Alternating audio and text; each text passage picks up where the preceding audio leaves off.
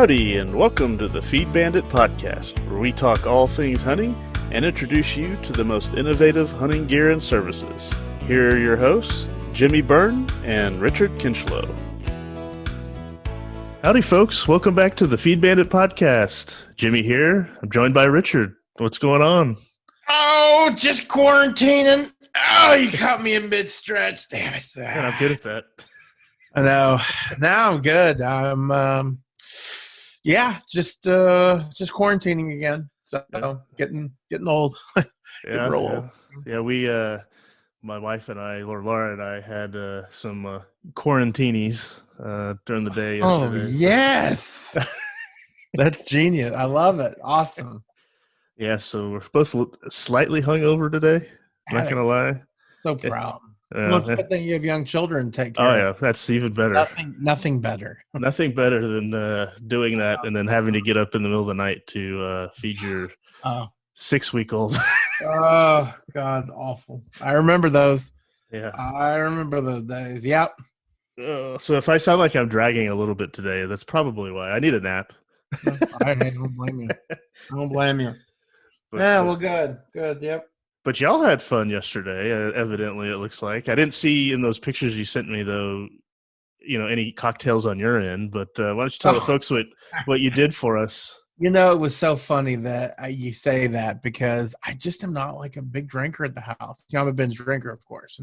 And so, but at our house, I just don't feel it. It's really weird. Yeah. If anybody else's house or a bar, watch out. The ranch, here I come. But yeah, no. So it was our goal to do a live, try to do like a live podcast video thing of our annual meat grind that we do, and of course because of the darn corona, that was a no-go. So me and Jimmy and another guy who contributed to the Rancho Bandito meat fund this year, we're all starting to run out of meat. So my wife and I took it upon ourselves to retrieve all the venison from Rancho Bandito, and now we have moved it to my cold storage here, which is taxed very heavily, I should say. Oh, really? Oh, God, I have no room. Is it busted at the seams then, huh? It really is. Well, and it's because I feel these big drug bundles full of meat. You've seen them, obviously. But, so we retrieved all that, and all, let's see, we did 5 bags, 5 times 9, carried the 6. Okay, yeah. So in all, we had 18 1-gallon Ziploc bags full to the brim of chopped up deer meat. So we had 18 of those, and anyway, so yesterday was kind of the push to start to see how it is doing at home. Of course, we brought the grinder home and all the tools of the trade, and we ended up grinding 5 bundles with 2 very large, very, very big pork butts and or pork shoulder, however you want to call it. And we ended up getting, I think, 38 pound and a quarter bags out of that. So that is a pretty darn good start, I would say. That's not bad. So is that all? Or is that all of it? Or oh, no, it's only 5 bags of venison. Oh, 5. Okay, I see. Yeah, 5 of the drug bundles. Yes, the drug bundles. Yes. Holy Jesus, and 38 bags. Yeah, okay, so we are nowhere near. And of course, my wife's like, "Well, let's do it all right now." I'm like, "Dude, we will. You have no idea. We will be here forever." I will tell you this much though: it only took us 2 hours. And I'm thinking, God, it would take Jimmy and I at least half a day to do all that. And gallons of imbibing as well. Well, that's what she said. That's because you guys were drinking. Well, guilty as charged. Right. Yeah. So I appreciate y'all doing that. It kind of makes me sad though that. Believe me, I know. But I started thinking about it, I'm like, man, with this stuff not going away any sooner, not anytime soon. I'm like, God, might as well, Right. I mean, literally had nothing to do yesterday. I mean, I've even started reading, for God's sake. Are you kidding me? What's this world coming to? Of course, I start with the picture books now. Yeah. Don't want your eyes to get too tired. Lord, no. Golly. Yeah. So anyways, that's what we did with our day yesterday. And then today I made a turkey beard board, which was fun. We'll have to, get you a good picture of that so we can post it out there on the Yeah. It just to let everybody know, it needs paint. Okay. Once they get some paint, it'll look a lot nicer. My wife hates it, and yeah, we'll have to see where this is going to be go. Like, well, is it going to go in the garage or where? No, I don't want it to because that'll kill the beards. I mean, would you put a shoulder mount in the garage? No. If you want to hold on, I mean, okay. If we lived in Montana, I'd consider it, because garages there don't get above 60 degrees. But down here, it's 160, and that'll just destroy the beards. So it's going in this house. I don't give a bleep. Yeah. Yeah. All right. Well, I mean, look, I'm sure the listeners look forward to seeing your board, as we call it, SI contraption. That's right. That's right. Absolutely. Yep. Absolutely. Awesome. Well, as we talked about before the podcast, we wanted to get a part 3 conclusion to what ended up happening on your youth turkey hunt, I guess. Absolutely. Wow. Let me tell you, what a magical time. What a magical time. But I'll tell you the story, but let's hear it through the words of my daughter. We did a little interview with her, so folks, take a listen to this. Pretty cool.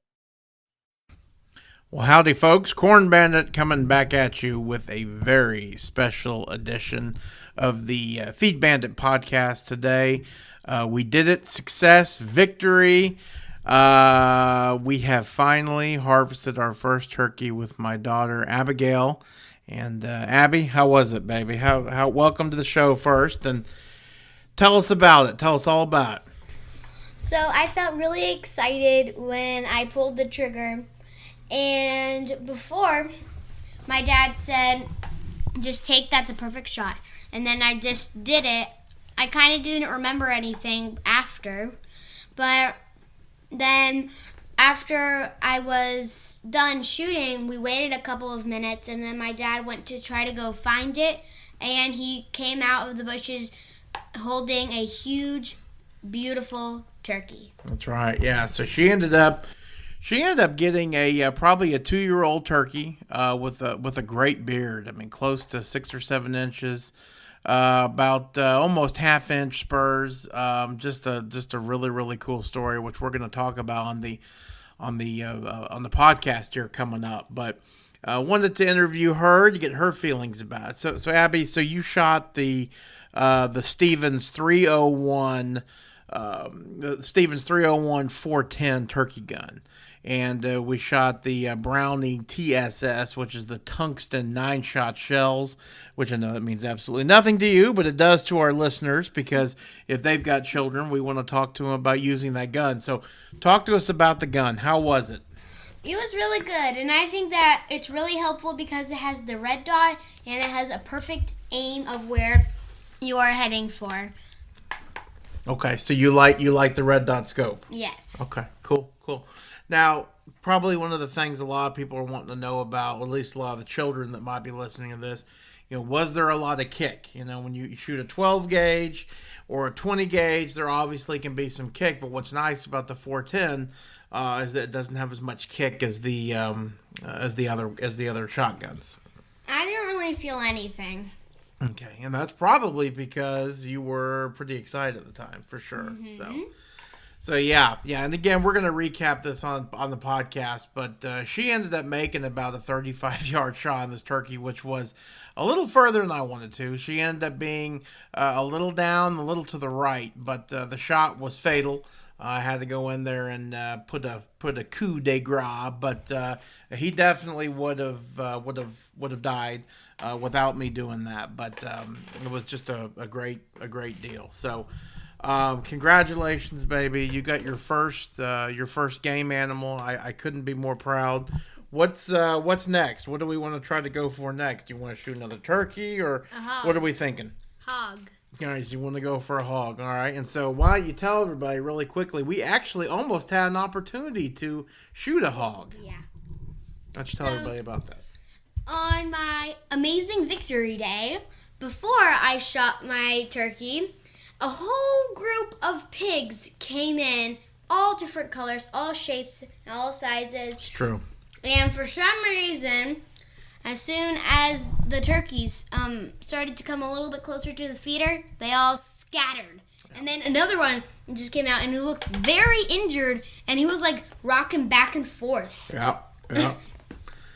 Yeah. So again, we'll talk more about it in detail. But we did have a sounder of hogs come out. I kind of like to call them the rainbow sounder, and again, a sounder is a family of pigs. Call them the rainbow sounder because quite literally they have every color of the rainbow: spotted, brown, black. Every different color phase of hog was present, and they were absolutely going to ruin our turkey hunt because we had two gobblers that were really excited, and they were definitely coming in and could potentially mess things up. Unfortunately for us, they did not, but that was a good thing. Talk to me, Abby, a little bit about the setup as far as the blind and the chair and all that. Was that comfortable for you? Did that make it this easier for you, or is there something we could have done more to make it better? I think that everything that we did for the setup was perfect. And especially I really like the chair because it can like turn around and because if the turkeys were on the left and I can just spin around and then shoot them from the left. Right. Yeah, so that's something we actually talked about on one of our earlier videos and one of the earlier podcasts too, was the fact that, when we first tried this, we had her in one of the fold-up chairs, and it just didn't give her any flexibility, especially for a young kid. For an adult, you might be able to stretch out and, get to your left or extreme right, whatever it may be, but, for a kid, obviously, it's a little bit different. So, well, that's good. Sounds like we had all the right gear. So, anything else you want to say to everybody before we wrap this little section up? I think I have one thing that I want to tell everyone. Okay. So, it doesn't really matter about the kick. It matters about your victory in your turkey. That's right. That's absolutely right. And we've actually got that turkey currently residing in the refrigerator. And we're gonna cook them up here shortly, so I'm really excited about that. We'll try to take some pictures, but this will be her first field to fork experience. I've had to harvest everything, but now she's pulling her weight. So, anyways, what a great memory. Obviously, the best hunting memory of my life. It'll be her first hunting memory of her young career. And as I said on our social media, a new Texas hunter is now born.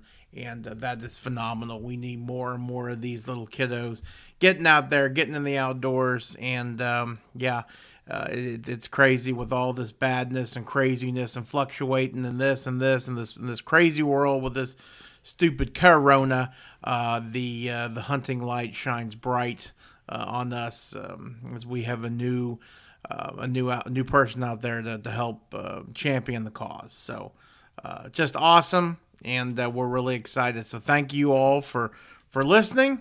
We'll catch you down the road. Bye. Awesome. Yeah. Yeah. Great stuff. Yeah, as you can tell, she's pretty much on cloud nine. Now it's funny because we were talking about potentially going this weekend. And I made the comment, all right, well, now it's Daddy's turn. She's like, but I want to get another one. Right. All right, here, this is it. This is what it's all about. So addiction, because that's how it starts. Yes, indeed. So we will see what happens. So, God, what a great time though, and the story is so crazy with all kinds of twists and turns. It's incredible. And just to let you know, in the show notes, you guys will see a video. I made a video for this, and it's got some really cool kind of perspectives because my wife was actually in the tower blind behind us. So she got to see everything and film everything with my 5-year-old daughter next to her.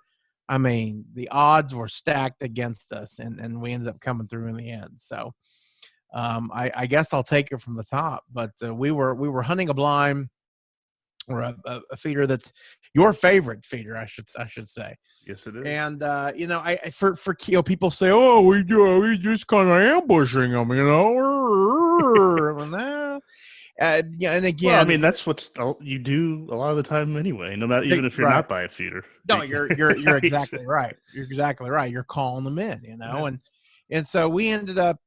So the area that we chose, is always been very prolific for turkeys, and it always seems like the gobblers are always within a quarter mile of this feeder. Not because they're eating the corn or anything like that. At least not this time of year. It's very good turkey habitats, great nesting habitat too. There's a lot of open prairie near there, so there's a lot of hens hang out. I also think it's very close to where the roost is. So, especially in the afternoons, it seems to be a real hot spot. So, what we did is we got our pop-up blind and we we sat it up right along the fence, about 40 yards from this feeder, and I found out. So we got this big pop-up box blind in the middle of this feeder pen, sticks out like a sore thumb. My 8-year-old and I daughter in there, and then my wife and my 5-year-old are in the tower blind behind us. So again, just a really cool perspective to be able to see everything, so on and so forth. So before we pop up the blind, I go and I put the decoy out there, and I'm like, and then I open up the blind and I kind of literally tip it over us, instead of crawling in there. And we kind of get situated. I'm like, oh my, I don't know. I just think that decoy's too close. And I was really trying to get a shot, 30 yards is kind of the max I wanted to do. If you go look at our video, we shot at 30 and it was ugly for the turkeys. I mean, ugly. But the one thing I really wasn't carrying in my pack with me was a rangefinder, and I really should have, because of what ended up happening. But anyways, I just thought we were too close, and it also was kind of screwing up my perspective because the sun was coming right in my face. Ended up backing us up. And so we finally get situated. It's pretty warm. It's balmy. And, so I know that patience level in the blind, not exactly with me or my wife, but with my oldest daughter, and then of course with my youngest daughter up in the tower blind cooking in there, that, it's limited. Time is of the essence. Yeah. So, I typically wait about 10 to 15 minutes to start calling, just to kind of let things calm down. That was kind of a little tip I always gathered from my dad. And so I did that, and I get Abby ready to go, and I pull up my slate call, and I go to it. And, I typically wait 15 minutes between calling sequences just to see if anything answers. And, I'd say probably on the third sequence, I get two big gobbles. Now they're a ways away, so I immediately text my wife. She can't see them yet. She's got a very clear view. But they're coming, and they are coming in on a string, because I don't even have to call again. They're gobbling again. I'm like, oh man, this is great. And so, you can imagine, on the iPhone, when you text, you got the three little dots, know. So my phone's like that. I'm like, oh, what is she going to say next? And she's like, here they come. I'm like, oh, that's great. So I call again, and I know that in order to get those birds into the feeder pen, they got to cross an obstacle. And I don't think we've ever really talked about it, but obstacles can be really anything. It can be a log, a fence, especially a high fence, can be a real problem for turkeys. And it just seems to be kind of a natural, well, I don't know if I'm going to go through there type thing. And a lot of birds will hang up when they reach that type of thing. So it kind of gets you. And I took a risk going in that feeder pen because, again, we got a big pop-up blind, which time and time again, the turkeys don't seem to bother. The deer can't stand it because they realize it's new, but the turkeys don't seem to bother them. Anyways, which is interesting. Birds. I mean, yeah, that's so odd. I'd figure it almost would be the opposite, but if anything. Yep, I totally agree. So I start calling again, and they're answering. And this time I can actually see them, and so we're facing the protein feeder and the corn feeder, and these birds are on my right. And so I know, okay, this is it. This is the crucial moment. Are they gonna make that? Are they gonna make that jump? Are they gonna go underneath that fence? And our feeder pens are very, very, very big. Okay, I don't even know how big they are, but they're probably 30 yards by 30 yards, rectangle type format. So they're big. And the bottom wire is raised a little bit to make it easier for deer to slip under and for birds or whatever. So I was just kind of hoping and praying, I'm like, please make this happen. Well, those birds go right to the fence, and what do they start doing? They start walking down the fence line Right. towards my wife, and they end up parking right below the tower blind. So now they're right between my wife and I, on my back. And anyways, the video shows all that, and it's just great because they're gobbling. It's so close. And my wife and daughter are kind of squatting down in the blind so they're not seen. And these guys are just hot, hot, hot. Well, I start purring at them and clucking at them and all kinds of things, trying to get them to move. And finally, they start moving. Well, at this point, they start moving back from whence they came. I'm like, oh, no, here we go. But, maybe they'll come in this time. Well, now they kind of make their way to, so they make their way from right where they came, the trail they came in on along the fence. But now they go up, and now they start taking a left. So now they're kind of walking towards the feeder, but on the outside of the pen. So I'm thinking, okay, this is it. This is it. Well, all of a sudden, the three little dots start, shining up on my phone, and my wife says, pigs. I'm like, got to be kidding me. Now, what we find so funny about this is that if you've been listening to the podcast, you will have read or you will have listened to this thing, and you'll know how many times we've been trying to get my daughter a pig. I mean, we kill 60, 70, 80 of them a year, in traps and at blinds and just driving around. And we've only killed like 3 this year because of the acorns. I'm thinking to myself, you got to be kidding me. Right. Finally, after all these months, here are these hogs. Well, these hogs start pouring out of the tree line. And they're making that kind of the open field dash. And Jimmy, you know where that is. Oh, yeah. Now, the hogs and the turkeys are almost kind of intermingling. Huh. And, and of course you can hear my wife saying, oh no. And the turkeys gobble. And when they gobble, the pigs go berserk. It scares them. They blow out everywhere. Mind you, there's like 15 of them. Okay. And it scares, and so it scares the pigs. Well, it ends up scaring the gobblers. So the gobblers end up running off. So you're saying the gobble scared the pigs, and then the pigs going crazy scared the gobblers. Scare the gobblers. It was just an absolute like, wow, could anything else go wrong here? So they all kind of run off. Well, so the second that Julie, my wife, texted me that, I lay on I start going, yeah. I mean, I really lay on some big, long yelps, trying to get their attention. And sure as hell, it stopped them. Stopped them dead in their tracks from running, and they come back. Wow. Well, so now the pigs are gone. I'm like, okay. Finally, I'm like, what's going to show up now? A chupacabra. I mean, it's just unbelievable. Right. And I got them booming and gobbling and crazy and refocused on the fact that they got a nice little plastic hen, not more than 15 yards away from them. And so now I'm thinking, okay, now we got to focus on this damn fence, and I got to get him under this fence. Well, sure enough, after some more calling and coaxing, they end up coming underneath this fence. I'm like, oh my God, this is it. I can't believe this is actually going to happen. So I got Abby ready, and she's got her gun. She's got that 301 410 cocked, and here they come, all poofed up, just that real slow little saunter they do, Mm-hmm. And they're walking past the protein feeder, and I was like, we've been working so hard on this, but want this to happen so long. I basically gave her the green light, take a shot. So Jimmy, you'll see it on the video. You know where the back of these protein or the back of the feeder pen is, okay? Uh-huh.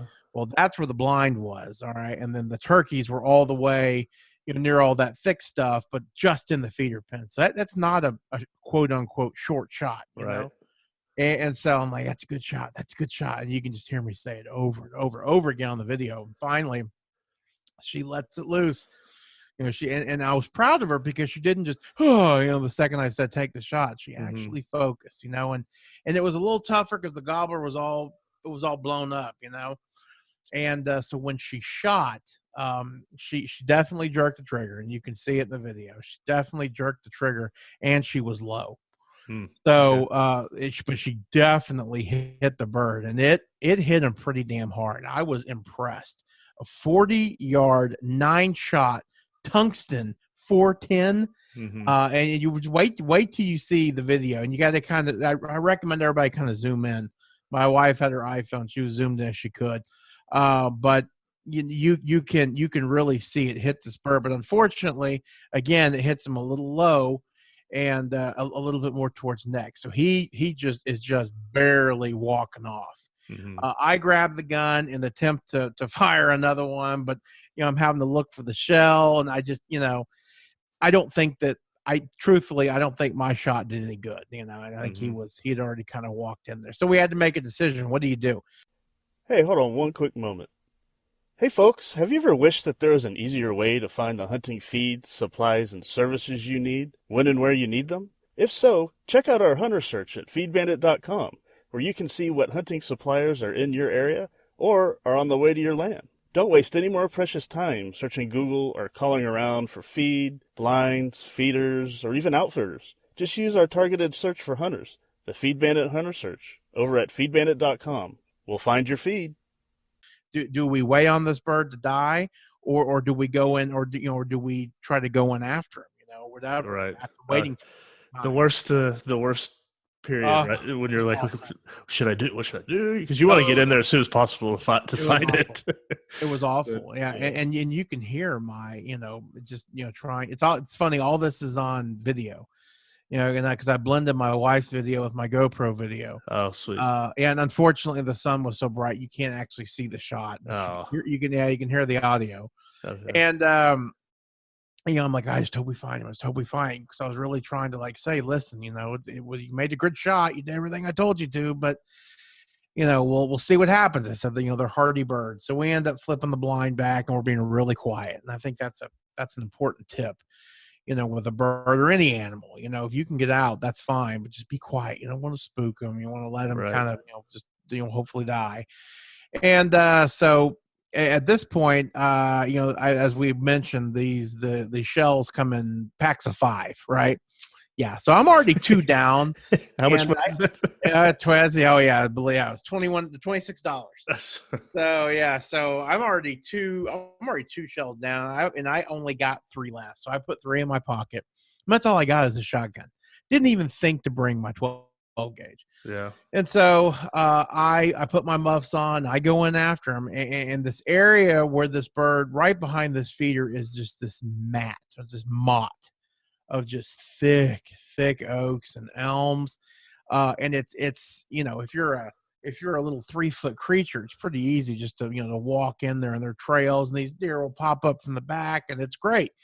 And I just had a feeling as hurt as that bird was, he didn't go very far at all. Mm-hmm. So I sneak around to the back, and as I get to the back, there's a Jake right there. And so that Jake runs off. I'm like, well, it's definitely not our bird. And I had not seen that bird, so he had come with all the commotion, I'm sure. And so I walked up to the trail where that Jake was standing, and oh my God, I mean, I literally peed a little. Her bird was right there. And he starts flapping. I mean, this is not a dove. This is not a sparrow. When a turkey flaps his wings, you're gonna scared me to death. Oh, so you didn't see him first. You heard God, him. No. Okay. God no. Didn't hear him, didn't see him. So I kind of put one into the bushes because I could see the leaves moving. So I put one in the bushes. I think he was already gone. So that's my second miss, by the way. And so what happens is that, and it's kind of hard to explain, but he pops out of the bushes, and he's dead. I mean, you can look at him and say, if I just back off and probably wait 20 minutes, this guy's going to die. But I was so full of adrenaline and just I'm going to make this happen for my kid, that I popped that shell, put another one in, and he limps out of the bushes, and I run after him. So me versus a wild turkey, there's a really good chance a wild turkey's going to win. Again, this guy is so just whatever. I catch up with him. Wow. Now I catch up with him, and he by that point, mind you, he had busted out of there, going, just barely crawling, and just laid there. And I catch up with him, and I put one in, and that was it. But oh my God, I can't tell you. I've been after 1 or 2 turkeys before, and I never found them before. And the fact that I actually got this one was a real godsend. And it was totally that Jake's fault. That Jake could clearly see that he was in there. And so that's a tip for you. And birds of feather flock together. Well, that turd Jake just gave up his buddy. So Right. after I caught my breath and tried not to pass out or seeing little stars from running that much, What was I it, like grabbed, 25 yards or so? oh yeah, easily. God, it was a long way. I end up pulling him out and all kinds of celebrations and bluebonnet pictures, and it was great. Just a great time. Very cool. Very cool. Yeah, that's I've been in that scenario too, where you're like, I know I hit that bird, but he kind of did the same thing, and I've lost him that way. So it is awesome how you're able to do that. But it helps that it was a little kind of an island of bushes there, to where yes, it wouldn't just keep going deeper and deeper into trees or whatnot. But yeah, that that Jake definitely did give away. Oh, I totally give away his position, if you will. Totally gave him away. And I probably would have. That was one of the main roads anyway, so I probably would have walked there anyway.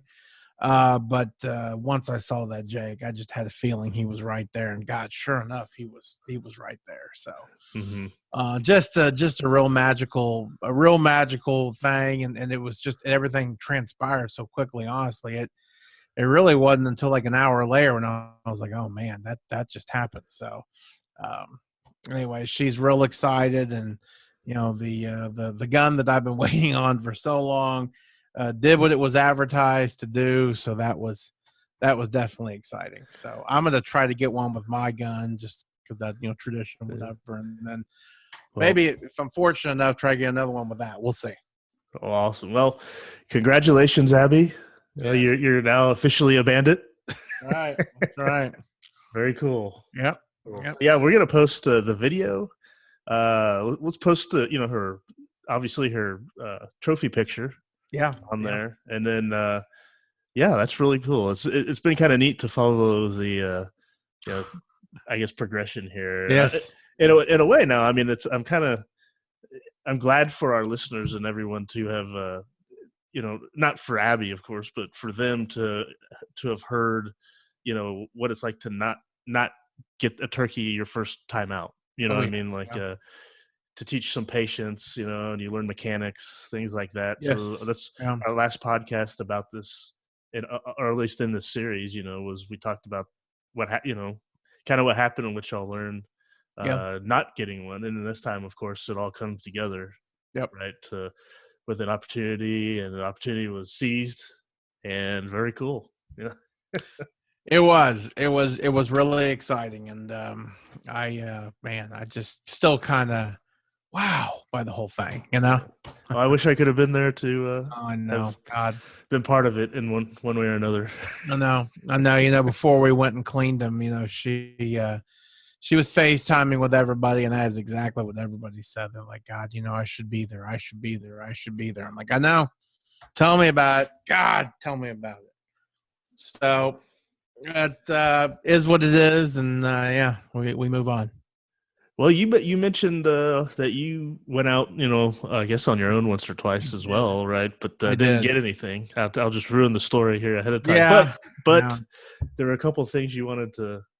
Yeah, though, right? Yeah. I tell you, I've learned, and it's a couple of things that I've learned that was actually watching some videos on it as well. On some, I am not a big fan of the big hunting shows. I mean, I'll watch them, of course, but a lot of it's just, about the trophy and the money type thing. But the one series I like of the really big guys is the Primos guys. Will Primos, I believe is his name, and he's been doing it since like '87. And I really like the guys that hunt there and all that kind of stuff. And they were hunting in Texas, and he started. This a couple of weeks ago, actually, and he started talking about Jake intimidation on these big gobblers, and that the Jakes, because they kind of band up, that they can intimidate an older gobbler, which I didn't even think about. But it really kind of struck a chord with me, because the last couple of times I've thrown a Jake out there, I'm doing it to make a gobbler angry, and to incite his jealousy and all that kind of stuff. But it kind of dawned on me when I was with Abby, like on her third hunt. we had these two monster gobblers kind of hang up at about 50 yards. And they could clearly see the jake and they could clearly see the hen, but they did not come in. And I'm almost kind of wondering if that was it.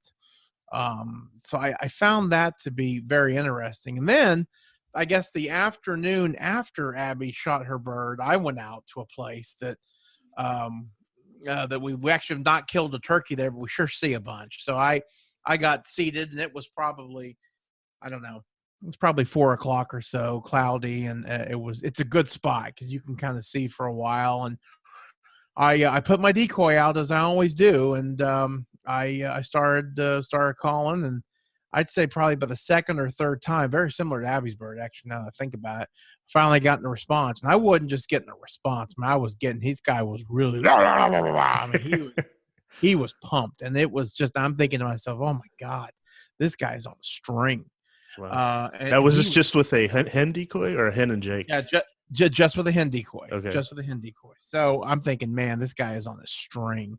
Well, I have to kind of adjust because of where he's coming in. Of course, the spots where he would come in is just terrible for me. It's just to my dead right and almost behind me. So I have to kind of adjust. So I'm basically sitting Indian style, a fence monitor, sitting uphill, trying to whatever. And so it was miserable.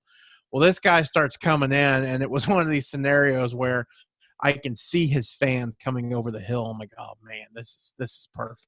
This is so so awesome. It was really cool. So I'm like, right.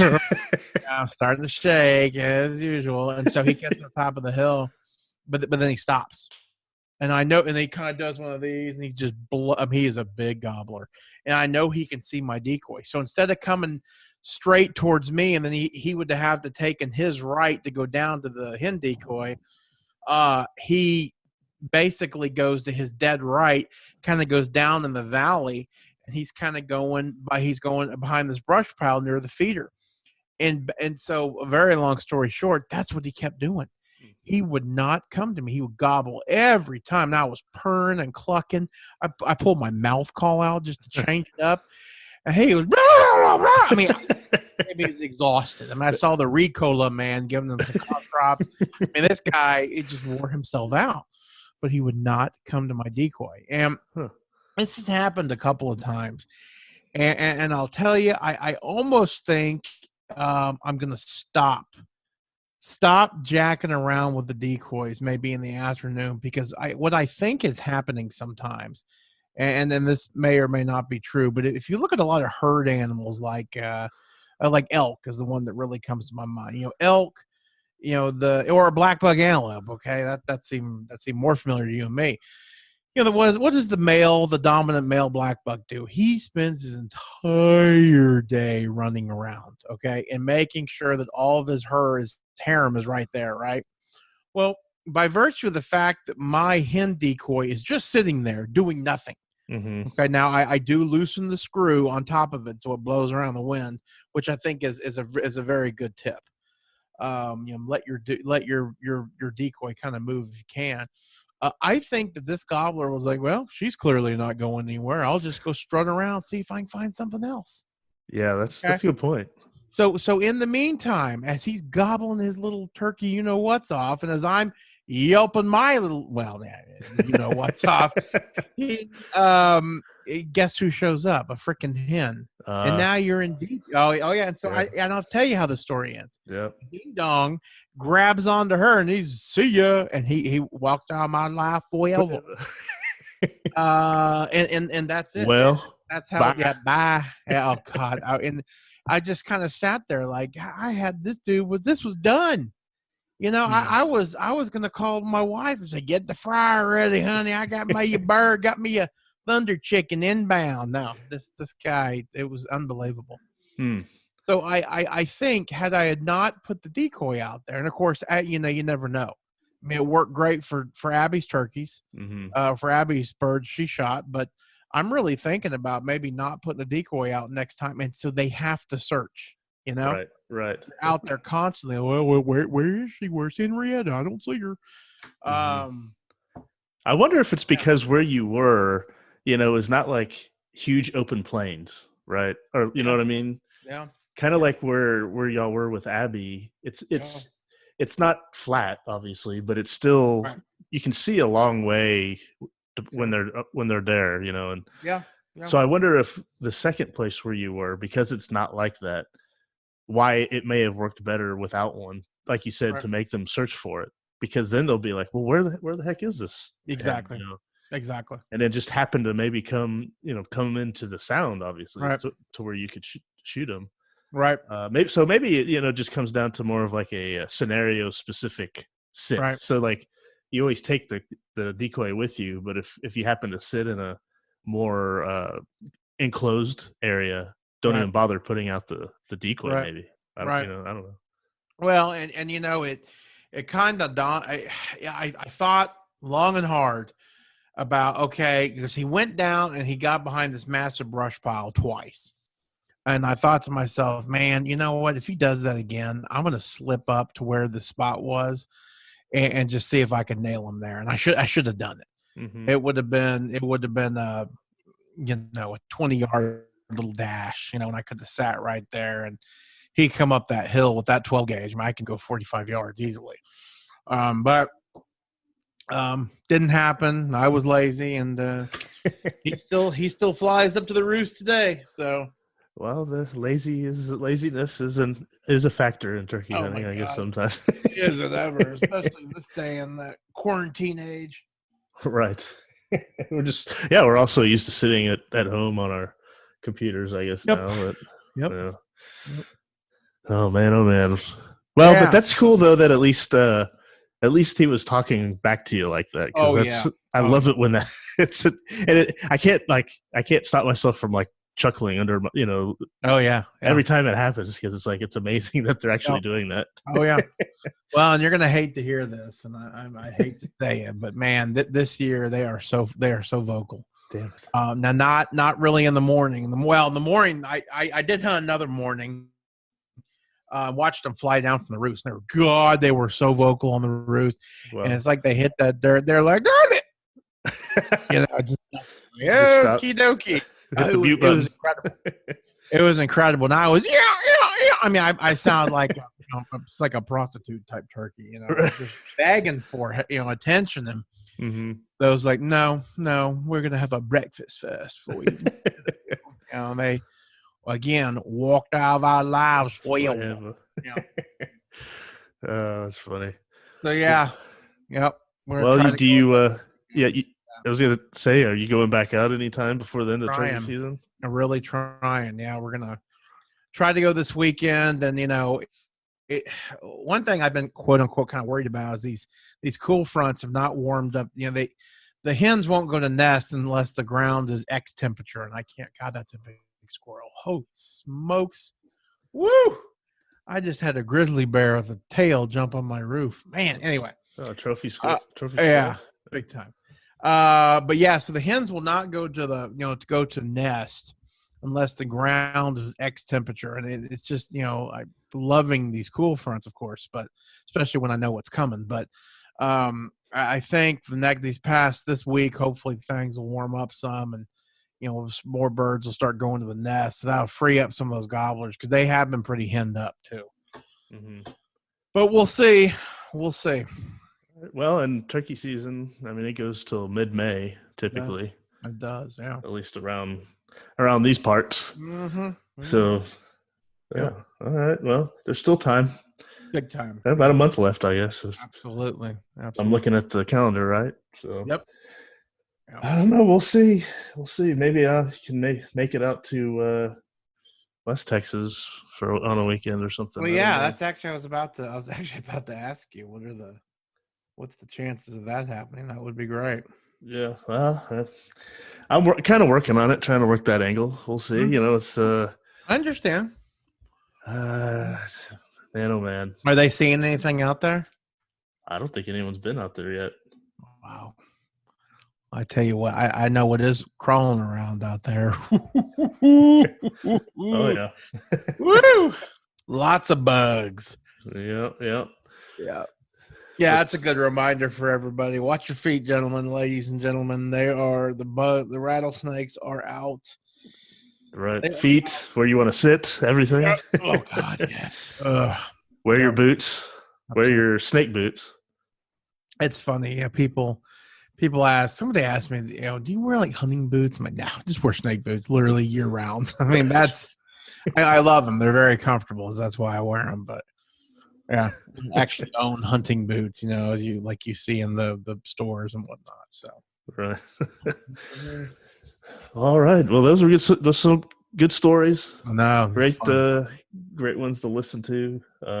Gets me fired up, but also depressed at the same time since I haven't been out there. Oh, I know. I've been thinking about that. How many people out there listening? If you're in my boat right now, kind of just a 6-month-old child and quarantined. Yeah. 6 months. I wish 6 weeks or 6 weeks. Yeah. God, 6 months would be great. No, it's true. That's more manageable. Yeah. So it's and a almost 3-year-old that's in the middle of potty training. So it's it's been an interesting time. How was the hurricane? How was training and all that with him? So hit and miss. I mean, some days are good, some days are bad. He's got good days, he's got bad days. Yeah. I mean, when he's good, it's like, oh man, he's done. And then there'll be another day where he'll walk Mom, I took a dump on the couch. Oh yeah, no, it's like I went pee. Okay, in the potty? No, I'm in my bedroom. I'm like, oh God. All right. And every time he does it, it's in the same spot. He's like a cat. He's like a cat. He marked his territory. It's just like Boots. Yeah, it's just like Boots. Oh God. Yeah, we'll have to tell the Boots cat, the Boots story. Yes. Yeah, that'll be an episode all on its own. But we'll have Matt come on and we'll recap that one. But no, it's that, and then let's see, Friday. So my wife was at her office all day Friday. So I was working on working, but also trying to manage him, potty training, and then manage the 6-week-old. So you can imagine how much quality work I got done that day. But anyway, so he comes in and he's like, I went poo poo. I was like, all right. So you went in the potty? And he's like, no. I'm like, where? He's like, in my bedroom. Like, They get up, walk in there. Sure enough, there's a pile right there. Although it's still. I mean, this might be TMI for people listening, but anyone with a child, I think, can appreciate this. Sure. Yeah. It's still kind of the. At least that one was like the deer pellet kind of variety. Oh, that's good. Yeah. So it wasn't the really moist one. So when that. Yeah. No, I make him pick it up now, and I make him. He's mopping up the carpet, then cleaning the carpet when he pees, and he's picking it up the other. So I'm like, it's not fun, is it? Do you rub his face in it at all? No, I don't. Bad job. I remember growing up though, I did that to my brother because he used to always pee on the toilet seat, and I told him he was probably 5 and I was 9 or something. I said, you do it one more time, your face is going on. And sure enough, I did. Now, yes, I did get in bad trouble, but he never did it again. No, I can imagine. Good for you. Well, it's tough love, just like my Mr. Kitty. Right. Yeah. But anyway. Oh, man. Well, cool. No, it's fun. Good deal. Yeah, no kidding. All right. Well, that's all I got. I don't know how we got off on that tangent of after talking about turkey hunting. Poop and turkey, they kind of go hand in hand, and I've always thought. Right. Mm-hmm. Well, you got anything else to wrap up this one? Man, that's it. Antlers, I tell you, in a lot of parts of the country, antlers are starting to bud out, believe it or not. Yeah. Okay. So, with all the rainfall, especially with the Rancho Bandito, I think we're sitting at close to 16 inches, and we average 35. So I'll take that any old day, especially with May, just kind of the middle of May, or excuse me, April, and then May and June, we typically get some more rain. So darn good start. But, yeah, keep those feeders full. And we've talked about so many times, and we're working on it. But time to really help those feed stores, folks. They are in dire need. I mean, everybody's in need right now, but take a mental holiday, escape the city, go and support a local feed store by buying some feed, fill up your feeders, and you'll be helping yourself at the same time and getting out of the city. That's for sure. Shoot a turkey, send us the pictures, let us hear the story. We'd love to hear it. Absolutely. Shoot us an email, howdy@feedbandit.com, and let us know how your turkey season's going. Yep. And Abby, if you're listening, congratulations again. That's awesome. Sweet girl.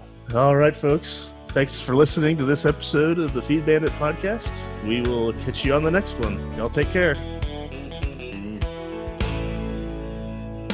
Thanks for listening to the Feed Bandit podcast. If you like what we discuss on the show, be sure to sign up to our email list to get even more killer hunting ideas, tips, tricks, and exclusive deals on innovative hunting gear and services delivered straight to your inbox. Sign up over at feedbandit.com or simply by texting the word bandit to 33777. See you on the next one. And remember, support your local feed store.